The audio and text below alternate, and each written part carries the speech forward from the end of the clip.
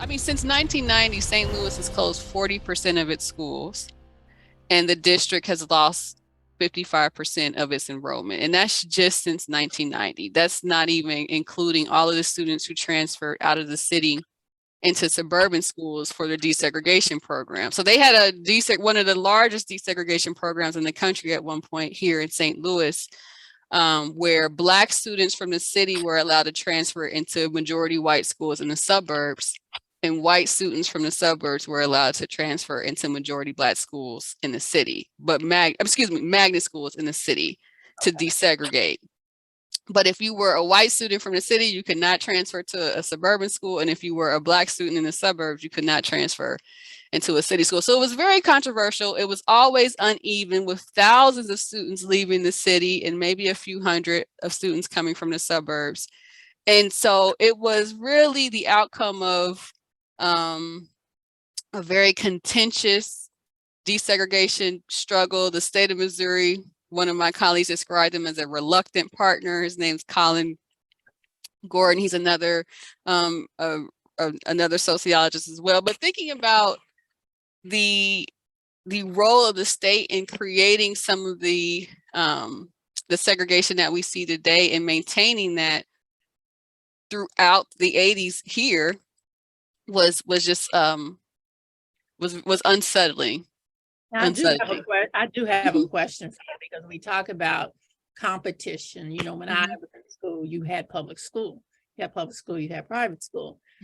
Once you started seeing the privatization of school, it was a shift to, if we have these underperforming schools, we're now going to have a voucher system, and we're going to give what we call parents' choice. Did we see academic performance in those students that use those vouchers going to other schools? What did we see? What was the end result of the charter schools in their education? Was it better? So one of the things that we found kind of collectively over these charter schools, the first charter school opened in the US in 1992. So studying charter schools over that time, especially in the early 2000s when they exploded. I mean, they were expanding, growing like 20% a year. And to put that in perspective, traditional schools would grow by less than 1% a year. So we saw this rapid growth of charter schools and this broad appeal. I mean, we have, and I kid you not, we have like the Black Afrocentrist, pro-Black folks on one end, all the way to the religious conservative on the other end, all finding space within the charter school movement, because there's this narrative: if you're dissatisfied with district schools, we have what you need. We have the flexibility. So we might not say it's a private school, but we say we focus on these three values. You know, we might not say it's a Black power school, but we focus on these three values. So everyone can find their niche in this market.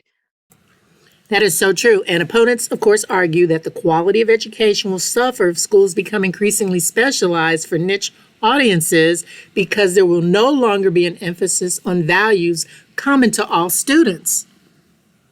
The effort to privatize education, though, and other, not just education, but to private or to make these public-private hybrids within social policy, prisons, education, hospitals, even trash, you know, just these basic public services, you know, really expanding that capital in that way has been something we've been seeing since the 70s. And it's been a concerted effort to privatize public services in the name of efficiency. So we can save money. We can save money. We can do it for less. We can do more for less. And we see that when generally when you cut those corners, that whoever the clients are, those are the folks who pay. And so I think with the charter school movement, and I don't want to mischaracterize it, I think many, in the vast majority of charter schools, 7 out of 10 charter schools are opened by local actors, folks who are what we might say like a mom and pop type of charter school. So we're not talking about the big networks, but for the remaining 30%, a good share of those schools are still operated with by for-profit agencies. And so the concern becomes, what does it mean to have a profit motive in education Does that mean that you're going to find ways to find the most easy to educate students? Are you finding ways to fudge your numbers? Are you finding ways to demonstrate an effect that you don't have? So I like to say what we see with charter schools is there's not a magic charter school effect. Like traditional public schools, some are great and high performing, others are not. They close at a slightly higher rate. And surprisingly, though, the number one reason that charter schools close has to do with mismanagement. Academic performance is one of it closes for academic performance is less frequent than other reasons. So mismanagement is one of the key reasons that charter schools close, which I think is telling. Yes, it's very difficult to run a school, but at the same time, when you have public funds, you have to be accountable for those public funds. And so that's been one of the controversies around charter schools, just misspending of funds and funds that are unaccounted for. That's raised concerns within the expansion. But in terms of achievement, there were some early signs that charter schools seem to be serving more advantaged students. So it seemed like in some places when they first started, they were operating as alternatives to private schools, which is not necessarily what many state legislators wanted. But they were operating in this kind of unofficial capacity. But as they expanded, especially in cities and in some places, they were isolated. Like in Ohio, initially you could only open charter schools in what they call the Big Eight. And so in some places it was intentional. Here in Missouri, it's also been intentional because suburban and some of the more rural and ex-urban districts really view charters as a threat to their financial stability. And so this was allowed to happen in cities in terms of accelerating the decline of city districts, because when a student opts into a charter school, their tax money follows them. And so many city districts are already saying, listen, we don't have enough money to operate. We're operating at a deficit. And now charter schools are accelerating that because they're pulling students from district roles, and we don't have the money. We have the same number of classrooms or the same number of buses, but we have fewer students in those seats and fewer students taking transit. And so we're still paying those costs. I mean, that's the thing with school closures, though. Even when we have buildings closed, you don't see those cost savings without massive layoffs. So when I hear folks say, okay, we're closing buildings, but we're not going to lay off teachers because, like you've already pointed out, we have a teacher shortage, which has only gotten worse since COVID. We have a school nurse shortage, all support staff shortage, bus driver. Here in St. Louis opened the first few months of school this past year, and they told parents you have to find a way to get your students to school. We have a bus driver shortage. They sent some students on taxis. I mean, they literally did not. And this is after contracting with private bus services. And so it's just, that's why I said, I do not envy district officials. I do not envy education officials, especially at this time. However, I would be remiss not to raise the concerns about closures and to point out, I think in many respects, districts have pushed forward and operated as if there's no social loss when they make these decisions. And I don't think that's true. I think that's also accelerating the departure of many families. For me, again, if we're thinking about social cohesion, if I'm a district leader, I want families to have a great experience in my district. I want them to graduate. I want the kids to return with kids of their own and say, I had a great experience in this district. So I want to have kind of this intergenerational connection. And it's just become unfortunate that although we have all of this amazing potential in our city districts, we're just not investing. Okay, I do want to go over this New York Times article. They reported it since 2002. 91 schools have either closed or in the process of closing. And then Chicago, of course, is proposing to close, reorganize, or consolidate 14 public schools this year. Again, urban districts, large cities, displacement of students. That is really frightening. And our parents have got to be frightened. Absolutely. Because you're saying that you're not even giving notice. You're in class and now you're hearing, because this is now in the newspaper, and kids are thinking, well, what does that mean? And is it my school? Is it my school? You know, so what's that going to do to if I'm an athlete, what's that going to do to me? Right. You know, we coach the athletes too. Right. You know, certain schools. What's my scholarship ability if I'm now a junior and I'm going to end up going to a school where nobody knows me? I may not be able to get on the team. Those are real issues. Right. Those are real issues. Maybe not for adults, but for kids. What are you seeing in terms of any parent? What power, I guess, do parents have? Because it doesn't seem like they have a lot. I would say, unfortunately, very little. There have been instances where parents, and so whenever we see these closures, especially mass closures discussions begin to take place, there's always considerable protests from families, communities, teachers. I mean, there's teachers union. I mean, it's pretty consistent across cases. One of the things that I saw here, for example, was folks organized to push for more transparency with respect to how these decisions are being made. But I've only seen a handful of times when schools have been spared for the result of parent protests or from community protests. So there's one school here that it's Sumner High School in St. Louis. It's a historic high school. It was the first high school open west of the Mississippi for Black students. And so it's a beautiful building, but it's an old building. And I think there are 200 students in this building that was built to accommodate 3 or 4 times that. I mean, it's a huge building, an old building. But all that to say, it took famous alumni from the school, a community coalition of education faculty, community organizers, artists, art companies here, and parents and teachers to convince the board to delay closing the school. So they have 3 years to turn this school around to the board standard. And wow. I respect so the superintendent who just retired from St. Louis Public Schools, I have a great deal of respect. He really helped stabilize the district. But he said in his interview with respect to their plan, you know, I think it's going to be difficult. I don't want to pretend like this is not going to be a difficult turnaround. We are definitely going to see another wave of closures. And part of that is due to COVID.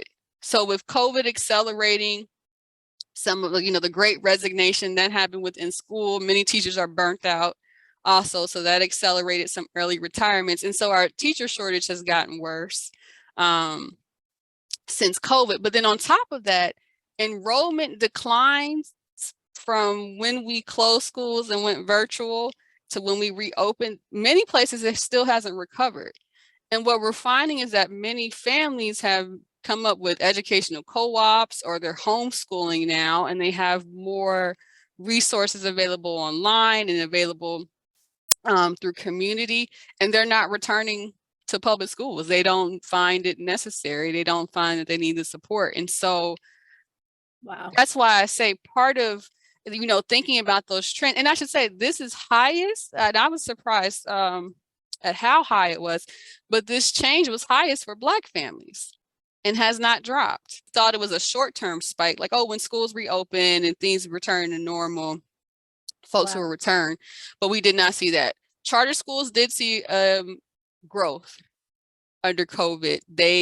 Some reopened, some never closed. Like I know some charter schools here that never closed when we had, when we went virtual, or I should say they didn't remain closed. They kind of they closed to socially distance and prepare the rooms, but they said the students that we serve can't afford to be on virtual learning for this extended period of time.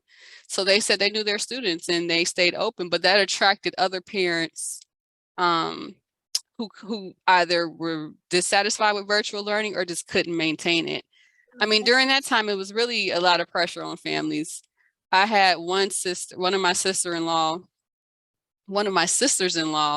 had 4 kids in school at that time, and she was receiving hundreds of emails every day that she's expected to process, because there's an email for every assignment. There's an email from every teacher. She has high school students, so they have 5 different teachers. And so it was just a lot to process, and she's working at home also.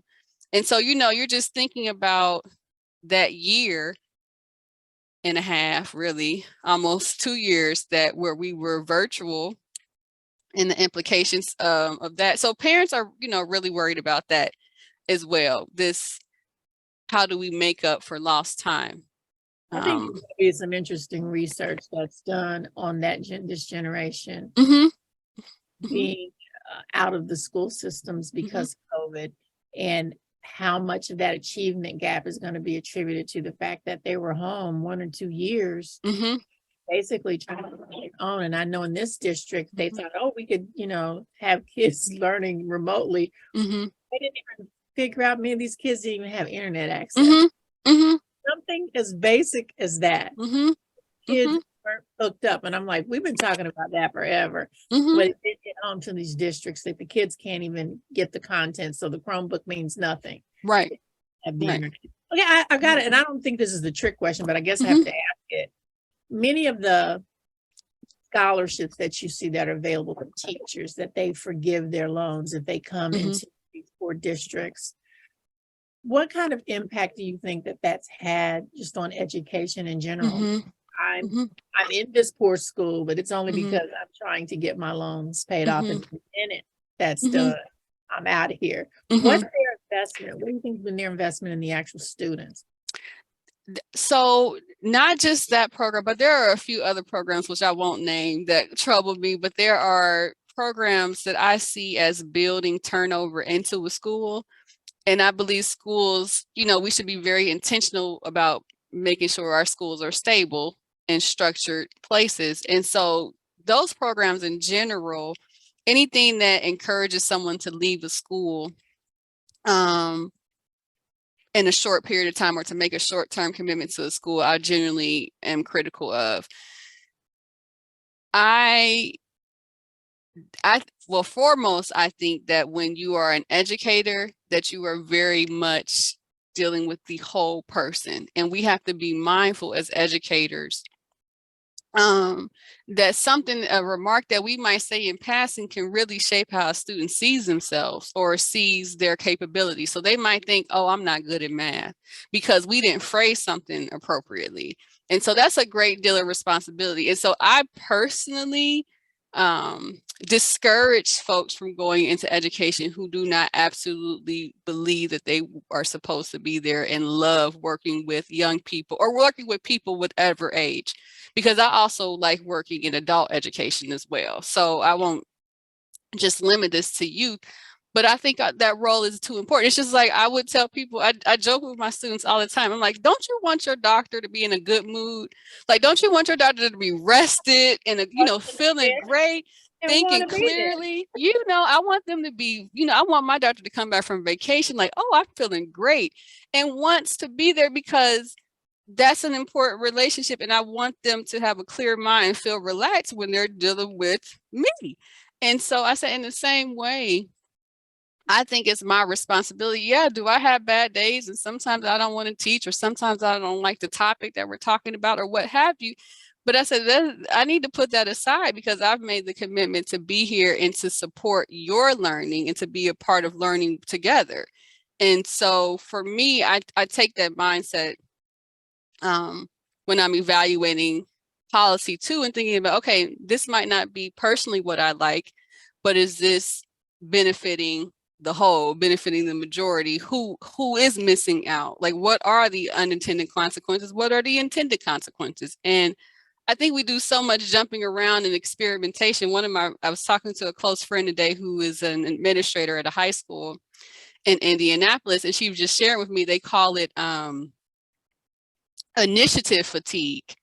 You know, folks in school, they feel like everyone's coming up with all these new initiatives of how they need to teach. No one's talking to teachers, and they've implemented a new initiative before we figured out if the last one worked. And so it's just, you know, do we have students at the center of the school or not? That's, you know, let's start there. Our young people, our students, are they at the center of the school and the school culture? Because that's foremost, that's what we're there to do.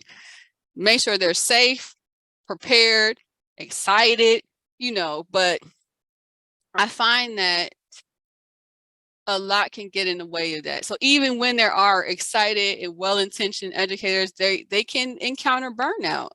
And I wish that there were ways to build in more support for our folks. But to answer your original question, I think you do more harm than good when you're in schools and you don't want to be there.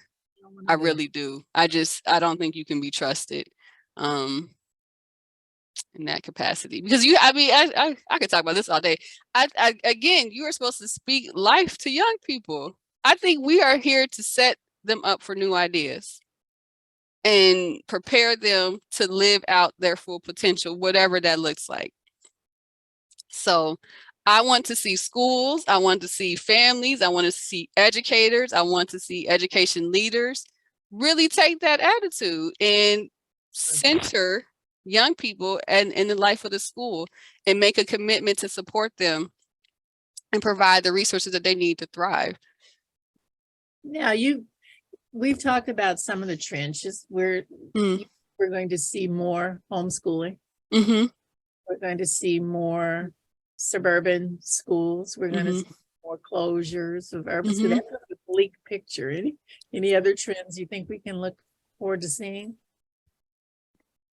One trend that I hope we see is more experimentation with community schooling or different approaches to community schooling. So I'm thinking here specifically with respect to what often starts out as like homeschool co-ops, but grows more into a network or more into a school. I think the grassroots efforts here, and not to romanticize it, but I think that there's room to support different type of schooling models. And I see a lot of discourse around that, particularly like in some of the groups that I'm in on social media, folks who are talking about how to create schools that are targeting Black students, for example, or schools that are targeting a diverse set of students, but are focused on closing social divides or closing the racial divide. So I think there will be. How can you let 52% of your students, 1 in every 2 students, failing your English, math, and science class, and even 28% is too high for social studies. My name is Greg Green, and I am Clintondale High School's principal and curriculum coordinator for grades 6 through 12. When we evaluated our failure rate last year from our freshmen, we found that in English language arts, our freshmen were failing at a 52% rate. And in mathematics, they were failing at a 44% rate, science, a 41% rate, and then social studies, a 28% rate. And as a principal, it's just unconscionable to have that going on in your building. To continue doing the same thing and think you're going to get a different result isn't going to work. So we sat down and we said we got to try something different. Because we felt like the class time, was probably the most crucial time that we had with students. We decided to flip it and try spending more time working with the students in class and having them get the lecture and the lessons at home. This allows us to get more one-on-one time with them. I'm not speaking to a mass group. By having homework done within class, we quadrupled the time that students and the teachers actually work together in, going over and learning the information. My name is Mike Wright. I came here when I was in 8th grade. Coming from Detroit Public Schools, it's real different. Why'd you come from Detroit?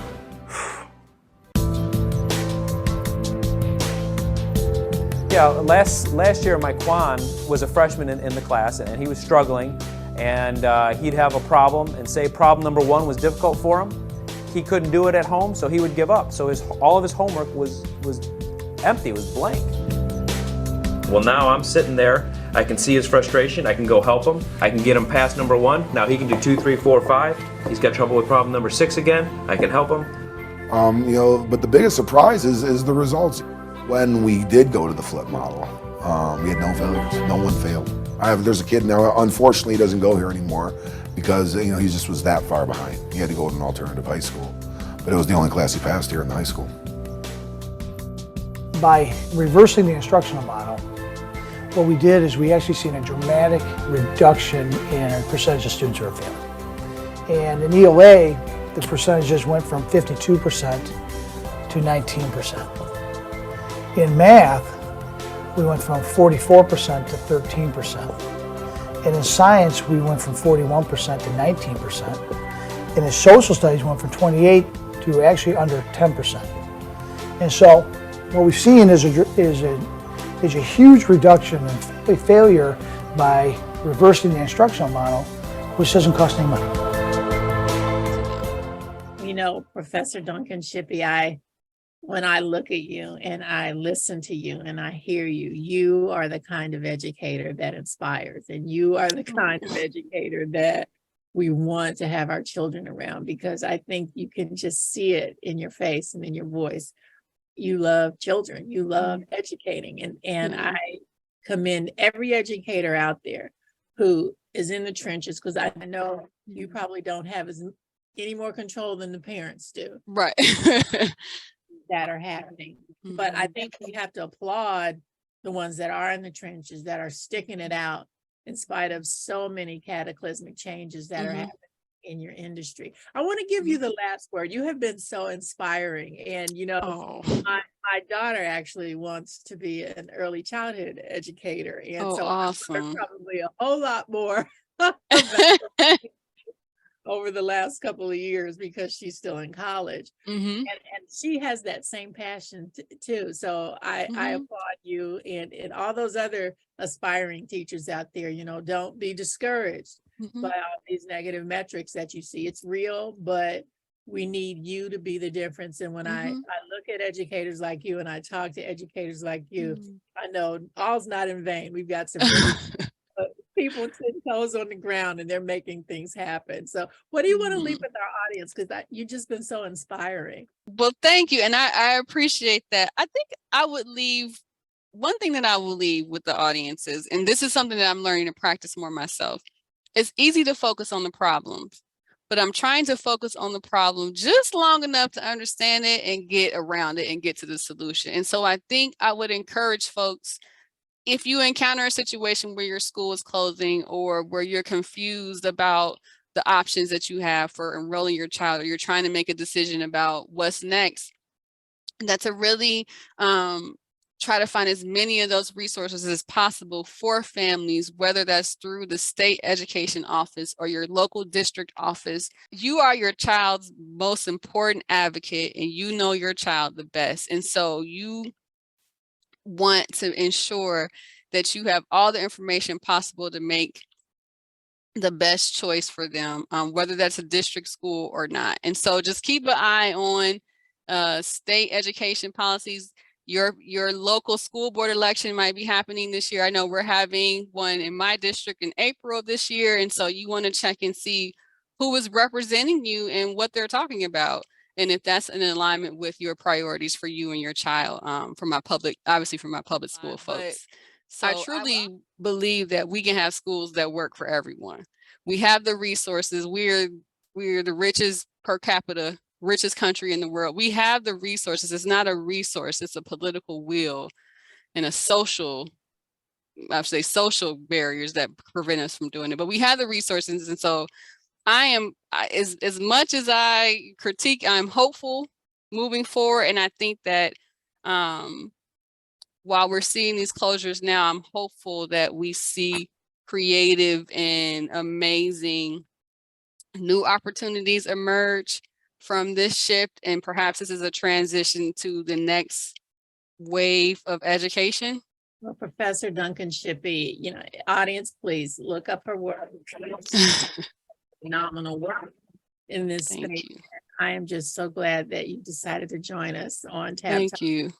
You're making that difference, and they say be the difference in the world. Oh, thank you. Difference in the world. So thank you.